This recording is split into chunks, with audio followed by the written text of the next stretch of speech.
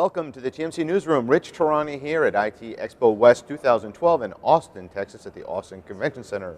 On our program today is Mark Thames with Toopher. He is the SVP of Client Development. And Mark, welcome to the show. Thank you. Glad to be here. So start at the top. I like the company name. I like how it's got Toopher, but it's spelled differently than the Toopher you might think. Correct. People associate with the two-factor authentication, so it's Toopher. But Toopher saves consumers and enterprises billions on online fraud and identity theft using the location awareness of your smartphone to automate the multi-factor process to make it an easy security solution for mass adoption for people to use. So walk me through how would that exactly work. In my office, I get it. So I'm in the office, and then so I guess that's one piece of the authentication puzzle, right?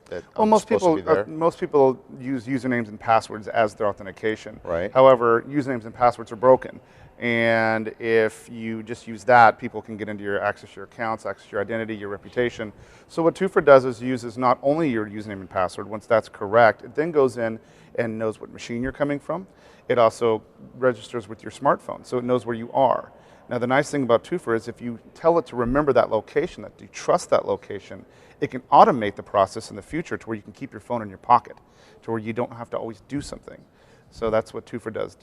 That's the difference between Toopher and the other multi-factor solutions out there. Now, what about for traveling? If you travel to the same location, let's say you're in the same hotel night after night, then yeah, you just say remember this location when you do the grant. When you do the authentication piece on your phone, and it won't ask you again. And if it does, and you're at a different location, it'll pop up on your phone, and you can just say simple grant or deny. If somebody is logging into your account and it's not you, obviously your phone will go off. And you can actually deny that in real time, whether it's logging into your username and password, using your ATM or credit card. All those things can be prevented in real time now with your smartphone. Fantastic. Now, in terms of, I'm just trying to think of any other security issues that you may have now. You've got the GPS on the phone, you've got apps. The apps run across all different cell phones or all different phone right makers? now we do have Android available. The iPhone is on iTunes today is available. We're also working on BlackBerry and Windows 8 at this time. So walk me through how it works on iOS, because it's not as multitasking friendly as some of the other. Correct. It took a little bit longer to make the iOS, but it still works very well. What we've done on iOS is if you're the enterprise that's securing your logins for your customers, you'll put a few lines of code in your authentication stack, and what that'll do is it'll tell it to go out to the cloud. We have a SaaS-based offering, and it will say, where's this user's phone? And then it goes into our system in the cloud, finds the phone, and then asks the phone those questions. If everything matches, including the location, it'll automate the response back to the authentication stack of the enterprise, allowing the rest of the login process to happen without bothering the user.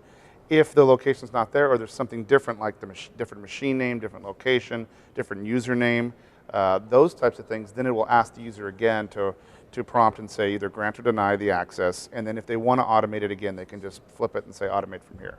So it works very well. So you basically have to tell the iPhone to allow your application access to location. Yes, and it doesn't just use GPS. A lot of people think that they have this big brother thing. It does not actually watch and see where you are. All it does is it takes a snapshot of that location, and then the next time, if you're there, it'll just do a quick whitelist to see if you're within 200 to 300 yards, or however the client wants to configure it. If you're there, if you are, it'll automate the response. It uses a combination of GPS, Wi-Fi, 3G, 4G, LTE. All those technologies, it figures out the best location. So even if you don't have your GPS enabled, but you have your Wi-Fi enabled, it'll still work. So it'll pick the best solution out of that for your location. Now, and what kind of applications would a typical user use this for, like on an iPhone? You have your iPhone here for the authentication, but then maybe you have a tablet where you're working, or you have a PC, or how does that work? Anywhere you log in. I mean, it's anywhere you log in or use things that could be fraudulent. So right now we have it working for, you can log into your Amazon, your Starbucks, you can log into your LinkedIn, you can also log into your online banking account. We're also integrating this with mobile banking platforms to where we can actually secure that mobile banking platform with this technology, as well as ATM and debit card transactions. So you can use this, we're working with that to be able to automate that piece as well, to where we can have full protection of your banking, your healthcare, your pay-for services, your social media, and even your work login. This can replace the traditional multi-factor logins for your network access at work, for example, or your VPN access, those types of things. And it's not hardware-based.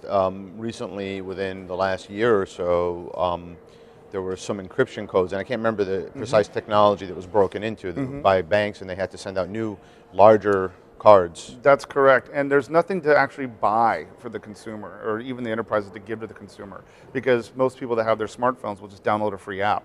So what we've done is we've taken all those cards with the one-time passwords or the codes on it, the key fobs with the changing passwords or one-time passwords or SMS messages, and we've replaced it with one app where a user can consolidate all their authentication, whether it's their eBay account, their iTunes, their LinkedIn, their work, their bank, their ATM card, all in one app for free, and then use it for free.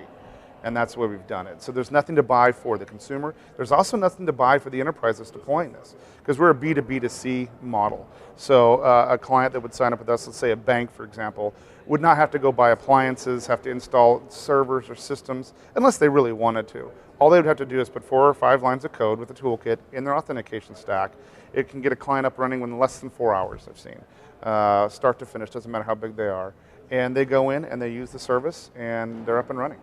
Great, last question, what's next?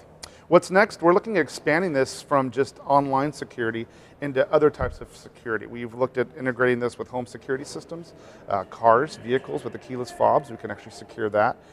Things like physical access, like data center access. So that's really what's next. And then finally, we're really looking at the credit card piece. Very cool. Of how to secure your credit card transactions in real time. Well, that's great, because we know fraud is worth billions of dollars a year. $114 billion a year in annual fraud in the world.